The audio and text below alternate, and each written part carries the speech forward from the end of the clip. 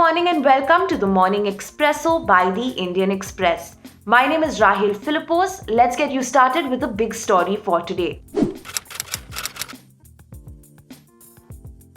Three internal reports flagging hate speech, misinformation, polarizing content, among several other red flags concerning Facebook's operations in India in the months leading up to the 2019 Lok Sabha polls were played down during review meetings with Chris Cox, then the vice president of Facebook. Minutes of the meeting concluded, surveys tell us that people feel generally safe, experts tell us that the country is relatively stable. And now for our stories exclusive to the Indian Express.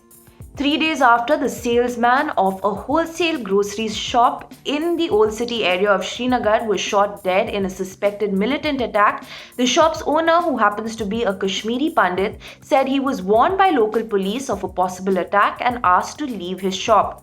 Shop owner Sandeep Mawa told the Indian Express that the killing may have been a case of mistaken identity. With fatigue being listed as one of the main reasons behind India's early exit from the T20 World Cup, sources have said that the BCCI will assess and decide on workload management of players before the selectors pick a team to prevent bio-bubbles from negatively impacting the well-being of overworked players.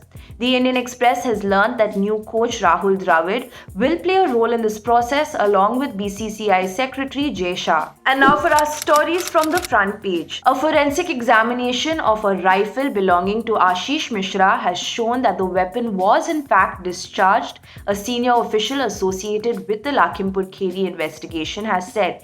But it's still not clear when the weapon was fired, whether it was on October 3rd when the incident took place or some other date. Coinciding with the Nepal Army Chief's 4-day visit to India, Nepal Army spokesperson wrote in the Kathmandu Post that Nepal is struggling against the headwind created by growing fissures in the India-China relationship. Hearing a petition challenging the clearance given for the expansion and improvement of roads by felling trees, the Supreme Court asked if it can override defense needs on environmental grounds. The centre has been pushing for the expansion of the Char Dham road in Uttarakhand to allow the army quicker access to areas along the boundary with China. And now for our must-reads. If I can save the lives of these innocent babies, God will protect mine. This was the thought that struck Rashid Khan when he arrived at the ill-fated infants ward at Kamla Nehru Hospital in Bhopal, where a devastating fire killed 4 infants. He was able to rescue 8 infants that night but could not save his own 8-day-old nephew, Rahil.